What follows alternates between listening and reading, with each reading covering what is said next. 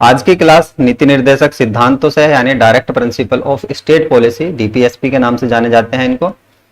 भाग 4 में दिए गए हैं, क्योंकि मैंने संविधान में आपको पढ़ाया है 22 भाग पढ़ाए हैं, और 22 भाग में जो चौथे नंबर का भाग आ जाता है वो है राज्य के नीति निर्देशक तत्व से। अब राज्य के नीति निर्देशक तत्व होते क्या हैं? दरअसल कल्याणकारी राज्य की स्थापना करने के लिए संविधान के अंदर राज्य के नीति निर्देशक तत्व रखे गए हैं। और कल्याणकारी राज्य की स्थापना कैसे होगी? जैसे जैसे ये क्लास आगे बढ़ेगी तो आप आसानी से समझ जाओगे कि राज्य को क्या दायित्व दिए गए हैं, क्या उसके कर्तव्य हैं। ये केवल इसलिए दिए गए हैं कि सामाजिक और आर्थिक उत्थान हो सके राज्य का, इसलिए इनको रखे गए हैं। और देखिए विडंबना ये है कि ये इनके लिए कोई भी कानूनी प्रक्रिया संविधान के लिए नहीं बनाई गई, इसलिए ये न्यायालय में वाद योग्य नहीं है। इससे पहले मैंने आपको पढ़ाया था मूल अधिकार। मूल अधिकार जो है आर्टिकल नंबर 32 और 226 के तहत ये सर्वोच्च न्यायालय और ये उच्च न्यायालय के तहत वाद योग्य थे, यानी कि इन पर यदि कोई हनन करता है तो सुप्रीम कोर्ट और हाई कोर्ट एक्शन ले सकता है, कानून बना सकता है इसके लिए। लेकिन न्यायालय में जो राज्य के नीति निर्देशक तत्व हैं उनके लिए कुछ भी चुनौती नहीं दी जा सकती और न्यायालय इनके लिए कुछ भी काम नहीं करेगा। यदि राज्य मानने से इनकार कर देता है कि मैं ये कर्तव्य नहीं निभाऊंगा, तो संविधान में ऐसा कुछ भी नहीं रखा गया है। अनुच्छेदों की बात करें तो अनुच्छेद जो है 36 से लेकर 51 तक गए हैं, क्योंकि मैंने आपको पढ़ाए हैं 395 अनुच्छेद। 395 अनुच्छेदों में के देखिए जो 36 से लेकर 51 तक है वो है आपका राज्य के नीति निर्देशक कर्तव्य से। इससे पहले जो पढ़े थे हमने 12 से लेकर 35 तक पढ़े थे, और 35 के जस्ट बाद 36 स्टार्ट होता है और 36 से 51 तक जाएंगे, और 51 कै में ही पढ़ने वाले हैं हम मूल कर्तव्य। जो हमारे कर्तव्य देश के प्रति क्या है उनको पढ़ेंगे, वो नेक्स्ट क्लास होने वाली है। संविधान के जो स्रोत हैं, यानी ये कहां से लिए गए हैं, कौन से संविधान का एनालिसिस किया है, आयरलैंड के संविधान से इनको समाहित किया गया है भारतीय संविधान में। अब स्रोत क्या है? मैंने पिछली क्लास में भी आपको बताया था कि हमने जो अपना संविधान बनाया है वो अन्य देशों के संविधान का एनालिसिस करके बनाया है। कम समय में बनाना था और बेस्ट बनाना था, इसलिए जहां जौन से देश की सबसे अच्छी चीजें थी वो हमने अपने संविधान के अंदर रखी हैं, अपनी देश की जनता के अकॉर्डिंग उसको चेंजेस करके। तो उम्मीद करता हूं कि ये जो पोर्शन मैंने आपको समझाया है आपकी समझ में आ गया होगा। राज्य के नीति निर्देशक तत्व क्या हैं ये भी आपकी समझ में आ गया होगा। पिछले कुछ पेपरों में देखिए विशेषताओं से क्वेश्चन बने हैं, इसको आपके साथ डिस्कस जरूर करूंगा, क्योंकि ये इंपॉर्टेंट पोर्शन बन रहा है पिछले कुछ पेपरों में। कल्याणकारी राज्य की स्थापना, ये मैंने आपको बताया है, कल्याणकारी राज्य की स्थापना के लिए संविधान के अंदर रखे गए हैं। देश में सामाजिक और आर्थिक प्रजातंत्र स्थापित करने के लिए आर्थिक पैसे वाला सिस्टम, मतलब कि हर जनता को सोर्सेज प्रोवाइड हो जाएं आर्थिक स्थिति सुधारने के लिए, और समाज की स्थिति सही से सुधरी रहे, इसलिए इनको लागू रखा गया है। लागू तो किया जा सकता है, नहीं किया जा सकता, ये तो न्यायालय में वाद योग्य भी नहीं है।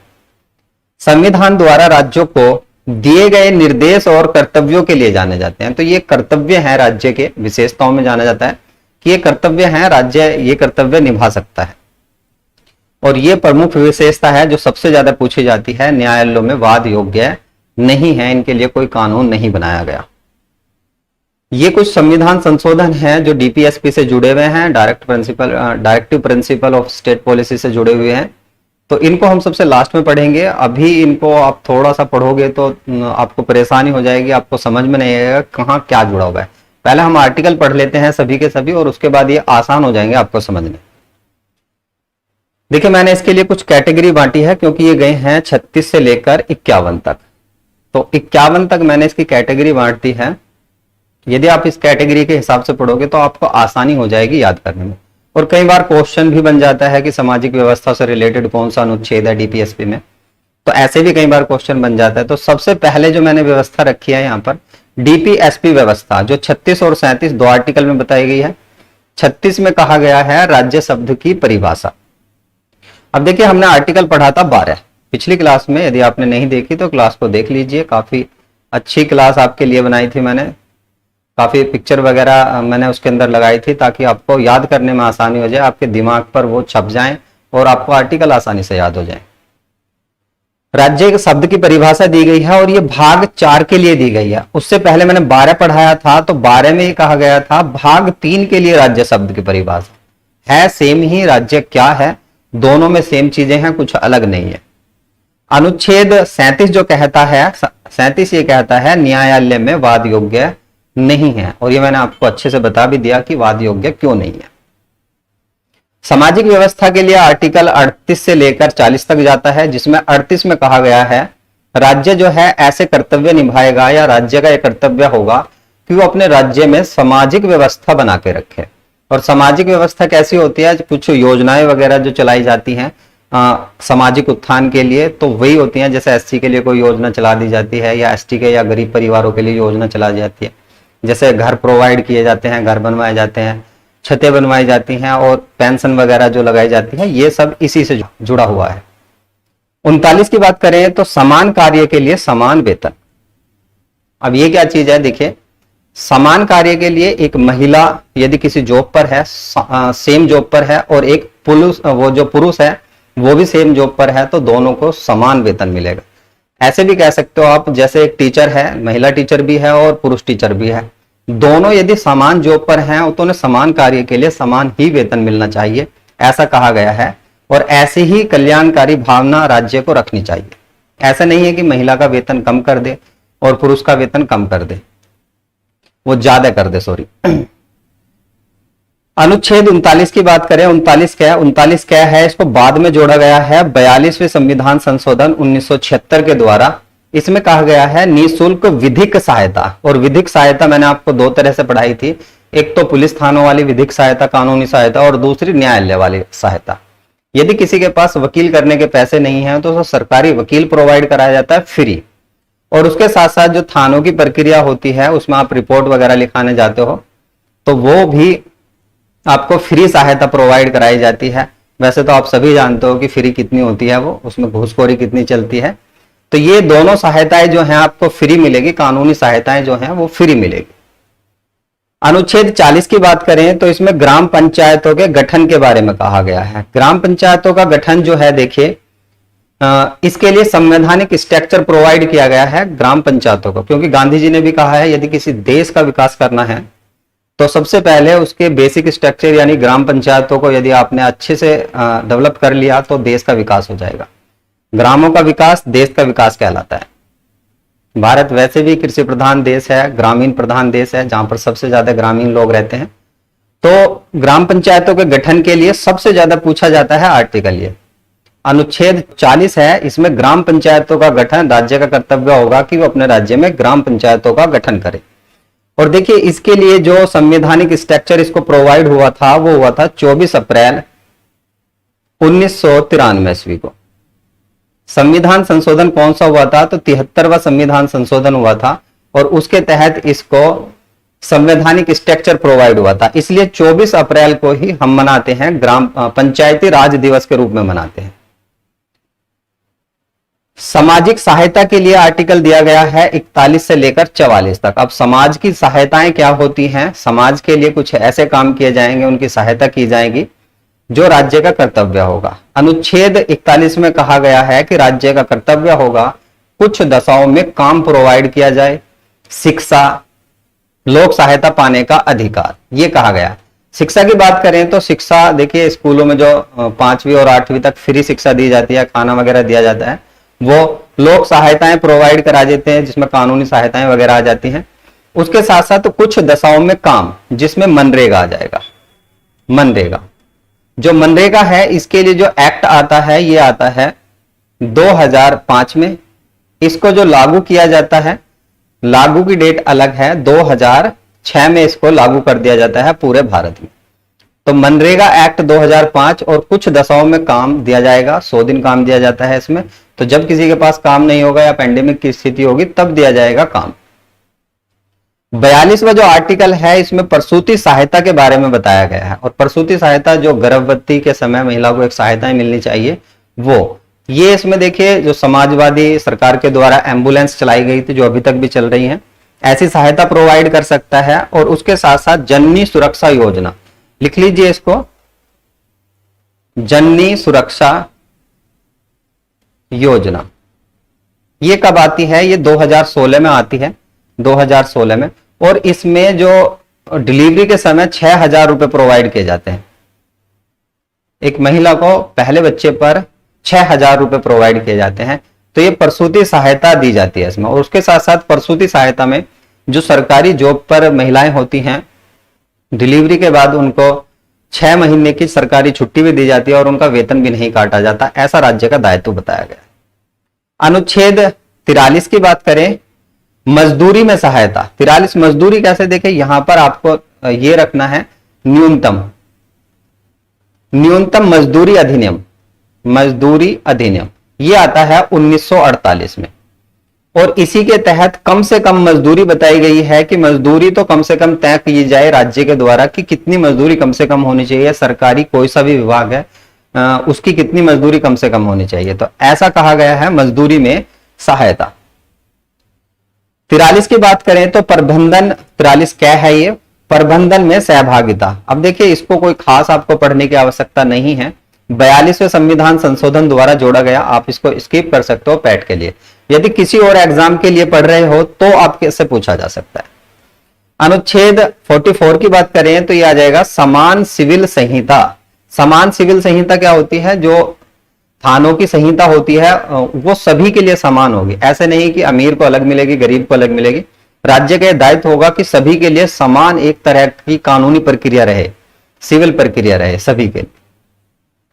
उसके बाद जो आ जाता है शिक्षा के से रिलेटेड जो डीपीएसपी बताए गए हैं, राज्य के कर्तव्य बताए गए हैं, 45 से लेकर 46 तक बताए गए हैं। जिसमें ये कहा गया है 45 में 0 से लेकर 6 वर्ष तक के बच्चे, अब जो न्यू बॉर्न बेबी होते हैं उससे लेकर 6 वर्ष तक की उम्र के लिए बच्चों को निःशुल्क शिक्षा और स्वास्थ्य के लिए कुछ योजनाएं वगैरह चलाई जाएंगी। जैसे आंगनबाड़ी इसके लिए सबसे अच्छा उदाहरण है जो आप समझ सकते हो। ये देखिए 86वां संविधान संशोधन 2002 द्वारा जोड़ा गया था। हालांकि जोड़ा नहीं गया था, इसकी जो लैंग्वेज थी उसी को परिवर्तित किया गया था। जो इसमें 45 में जो लैंग्वेज बताई गई थी उसको थोड़ा सा परिवर्तित किया गया था। इसके लिए कोई अलग से आर्टिकल नहीं बनाया था। जैसे यहां पर 43 कै है तो ऐसे करके कुछ नहीं बनाया गया था। अनुच्छेद 46 SC ST और OBC को शिक्षा में प्रवेश के लिए प्रावधान किए जाएंगे। और इसके एग्जाम्पल आप देख सकते हो। आरक्षण दिया जाता है, SC ST को राज्य स्तर पर आरक्षण दिया जाता है। यदि केंद्र की बात करें तो OBC के जो आरक्षण है वो 3 साल का है, लेकिन उत्तर प्रदेश की बात करें तो यहाँ पर 5 साल का है। तो ये कर्तव्य है कि इनका उत्थान करने के लिए कुछ आरक्षण 46 के तहत ही देखिए स्कॉलरशिप वगैरह जो चलाई जाती हैं ये भी दी जाती हैं इसमें उत्थान करने के लिए। स्वास्थ्य और संरक्षण के लिए दिया गया है 47 और 48, 2 अनुच्छेद दिए गए हैं। और इसमें यह कहा गया है 47 में कि पोषण आहार जो है उसको सुधारने के लिए, जैसे महिलाएं हैं, गर्भवती महिलाएं हैं और बच्चे हैं, उनका पोषण सुधारने के लिए राज्य कुछ ना कुछ योजनाएं निकालेगा। और इसके लिए बेटर उदाहरण है जो आंगनबाड़ी है, उसमें पोषण आहार दिए जाते हैं बच्चों को और गर्भवती महिलाओं को भी दिए जाते हैं। और जो अब कोटे की दुकान है जहां से सरकारी अनाज वगैरह मिलता है, वहां पर जो तेल रिफाइंड वगैरह प्रोवाइड हो रहा है और उसके साथ साथ जो आपका चना वगैरह ये मिल रहे हैं। तो ये सब पोषण आहार सुधारने के लिए। और अब तो फोर्टिफाइड चावल जो काफी प्रोटीन भरा चावल है उसकी भी घोषणा की गई थी पिछले साल नरेंद्र मोदी जी के द्वारा कि वो भी आपको पीडीएस की दुकानों पर मिलने वाला है। 48 की बात करें तो 48 में दिया गया है कृषि और पशुपालन। भारत एक कृषि प्रधान देश था और सबसे ज्यादा पशुओं की संख्या जो पाई जाती है पालतू पशुओं की वो भारत के अंदर ही पाई जाती है। अभी पिछली जो रिपोर्ट आई थी दुग्ध रिपोर्ट, उसमें भारत प्रथम स्थान पर रहा है, जिसने अमेरिका को पछाड़कर दुग्ध उत्पादन में प्रथम स्थान लिया है। तो यदि भारत का विकास करना है, क्योंकि कृषि प्रधान देश है, तो कृषि और पशुपालन के लिए राज्य कुछ ना कुछ योजनाएं निकाले ताकि इसको अच्छा किया जा सके, बेटर किया जा सके।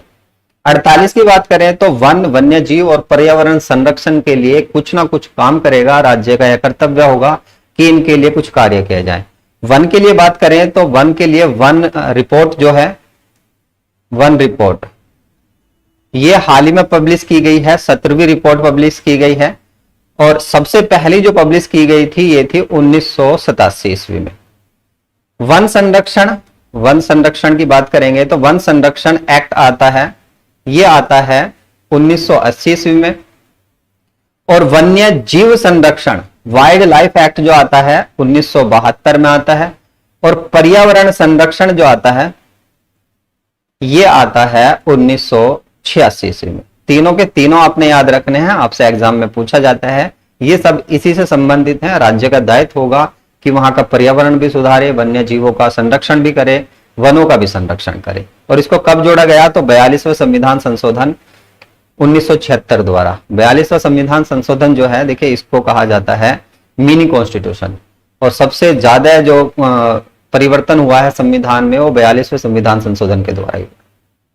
आगे आ जाता है 49 से लेकर 51 तक, और इसमें कर्तव्य बताए गए हैं कि राज्य का कर्तव्य क्या होगा। तो यहां पर 49 में कहा गया है ऐतिहासिक धरोहर जो है उनका संरक्षण किया जाएगा। राज्य का दायित्व होगा यदि उसके राज्य में कोई ऐतिहासिक धरोहर है तो उसका संरक्षण करे। अब देखिए ताजमहल उत्तर प्रदेश के अंदर है, लाल किला दिल्ली में है, तो ऐसी ऐतिहासिक धरोहर जो है इनका संरक्षण करना राज्य का कर्तव्य होगा। ऐसा नहीं है कि उनको डिस्ट्रॉय कर दे, उनको खराब कर दे। तो इसका संरक्षण करना, जो भी ऐतिहासिक धरोहर है, वो राज्य का कर्तव्य बताया गया। 50 में बताया गया है कार्यपालिका से न्यायपालिका को अलग किया जाएगा। कार्यपालिका क्या होती है? जो एक विधायक होता है वो कार्यपालिका से जुड़ा होता है, और न्यायपालिका से न्यायाधीश जुड़ा होता है। इन दोनों के कार्य अलग अलग होंगे। ऐसा नहीं है कि विधायक ने एक फोन किया कि भैया इसको पकड़ा है आपने, इसको छोड़ दीजिए, इसको बरी कर दीजिए, ऐसा नहीं होगा। न्यायपालिका कार्यपालिका में थोड़ा बहुत इंटरफेयर कर सकती है यदि वो कहीं ना कहीं असंवैधानिक कार्य कर रहा है, लेकिन कार्यपालिका न्यायपालिका में कोई भी इंटरफेयर नहीं करती, ऐसा कहा गया है आर्टिकल नंबर 50 में। 51 में कहा गया है अंतरराष्ट्रीय शांति और सुरक्षा बनाए रखने के लिए राज्य का दायित्व होगा। जैसे आप उत्तर प्रदेश को मान लीजिए, उत्तर प्रदेश की जो सीमा है नेपाल से लगती है। ऐसा नहीं है कि उत्तर प्रदेश के जो पुलिस वाले हैं जो सीमा पर लगे हुए हैं तकरीबन, वे अंदर जाएं और नेपाल के सैनिकों को पीट पाट कर आ जाएं, यहां पर आ जाएं, उनके साथ लड़ाई झगड़ा करके आ जाएं। तो ऐसा नहीं है कि शांति व्यवस्था बनाए रखने के लिए राज्य का दायित्व होगा यदि उसकी सीमा अंतरराष्ट्रीय किसी देश से लगती है। तो ये इसका दायित्व होगा, इसका कर्तव्य होगा, 51 में कहा गया है। आगे हम ये पढ़ेंगे जो मैंने आपको शुरू में पढ़ाया था, संविधान संशोधन। 42वां संविधान संशोधन जो है 1976 में हुआ था, जो मैंने अभी आपको बताया ही है। मिनी कॉन्स्टिट्यूशन कहा जाता है इसको। हालांकि मिनी कॉन्स्टिट्यूशन एक्ट 35 को भी कहा जाता है, भारत शासन अधिनियम 1935 इसको भी कहा जाता है, क्योंकि इसमें सबसे ज्यादा 70% जो भाग है वो भारतीय संविधान में इसी से लिया गया है। लेकिन जब इसको पूछेगा तो इसको नहीं पूछेगा, और जब इसको पूछेगा तो इसको नहीं पूछेगा। तो सिंपल सी बात है, इसको भी कहा जाता है और इसको भी कहा जाता है। यहां कुछ संविधान संशोधन हुए हैं जिसमें 39A में कहा गया है गरीबों को निःशुल्क सहायता, ये जोड़ा गया है। उसके साथ साथ 43A इसके साथ साथ जोड़ा गया है, और ये इसको आप स्किप कर सकते हो। ये दोनों आपको पता होना चाहिए, आपसे पूछे ही जाएंगे कि कब जोड़े गए, कौन से उससे जोड़े गए। पर्यावरण रक्षा जो मैंने अभी आपको यहां पर पढ़ाया, देखिए ये वाला 48 का, ये और 39 का गरीबों को निःशुल्क कानूनी सहायता, 42वें के तहत जोड़े गए। 77वें में कुछ भी नहीं है। 44वां संविधान संशोधन जो हुआ था, जिसमें हमने पिछली बार जो पढ़ा था संपत्ति के अधिकार को खत्म कर दिया गया था, इसमें कुछ नहीं, राज्य का विशेष असमानताओं को कम करने के लिए काम करेगा, अवसरों और सुविधाओं को प्रोवाइड करने के लिए काम करेगा, बस ये बताया गया था। इसको भी आप स्किप कर सकते हो। 2002 इंपोर्टेंट है, 86वां संविधान संशोधन, जो 45 मैंने आपको पढ़ाया था। यहां पर ये मजदूरी सहायता के ये वाला 45 0 से 6 के लिए, तो ये जो कहा गया है इसमें इसकी विषय वस्तु को चेंज किया गया था, इसके लिए अलग से कोई आर्टिकल कैक है करके नहीं बनाया गया था। तो इतनी चीजें हैं इसमें। बाकी राज्य शब्द की परिभाषा यहां पर बताई गई है, मैंने पिछली वीडियो में भी आपके साथ डिस्कस किया था। ये भाग 4 के लिए 36 में बताई गई है, और 12 के लिए बताई गई है भाग 3 में। केंद्र जो होगा संसद, और जो ये होगी आपकी केंद्र सरकार, ये राज्य की श्रेणी में रखे गए हैं। इसके साथ साथ राज्यों में विधानसभा और राज्य सरकार होती है, जैसे अभी मोदी सरकार है केंद्र के अंदर और योगी सरकार है राज्य के अंदर। तो यहां पर राज्य सरकार को भी रखा गया है राज्य की श्रेणी में। सभी स्थानीय प्राधिकारी, ग्राम पंचायत, जिला पंचायत, नगर निकाय, नगर पंचायत, नगर पालिका, नगर निगम, ये सब राज्य की श्रेणी में। उसके साथ साथ कोई भी राजपत्रित अधिकारी है, जब आप किसी भर्ती के लिए जाते हो और वेरिफिकेशन करा के लेके जाते हो, अस्पताल से लेके जाते हो या किसी सरकारी स्कूल से लेके जाते हो, तो वो सब जो है राज्य की श्रेणी में रखे गए हैं, जहां पर भी सरकार की भागीदारी है। इसमें इंपोर्टेंट आपका रेलवे बोर्ड है, विश्वविद्यालय है, जीवन बीमा निगम काफी पूछा जाता है, संघ लोक सेवा आयोग। भागीदारी फर्म भी इंपॉर्टेंट है, ये भी पूछी जाती है कि राज्य की श्रेणी में। और राज्य नहीं है तो राज्य नहीं है, न्यायालय राज्य नहीं है, लेकिन न्यायाधीश यदि नियुक्ति करता है, न्यायाधीशों की नियुक्ति में भाग लेता है, कोलेजियम प्रक्रिया में भाग लेता है, तब वो राज्य कहलाता है। उसी तरह जो राष्ट्रपति है, राष्ट्रपति भी तब राज्य कहलाएगा जब वो मौलिक अधिकारों का हनन करता है, उस समय राज्य कहलाता है। बस ये दो कंडीशन है जो आपको याद होनी चाहिए।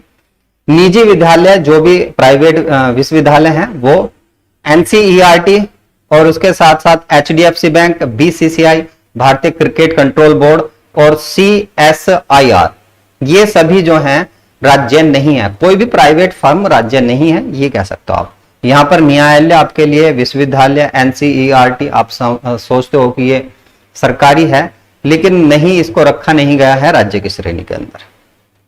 तो बस इस वीडियो में इतना ही, मिलता हूं नेक्स्ट वीडियो में। पीडीएफ इसका आपको टेलीग्राम ग्रुप पर मिल जाएगा। चैनल पर नए हैं तो चैनल को सब्सक्राइब कर लीजिए। लाइक और शेयर करना आपका दायित्व तो बनता है। यदि यहां तक आए हैं, वीडियो आपको बहुत अच्छे से समझ में आई है, तो लाइक और शेयर जरूर कर दीजिए। कमेंट जरूर छोड़ के जाएं, आपको क्या चीज चाहिए, क्या चीज पढ़ना है, ये चीजें आप जरूर छोड़ के जाएं। Thank you for watching. मिलता हूं नेक्स्ट वीडियो में। धन्यवाद।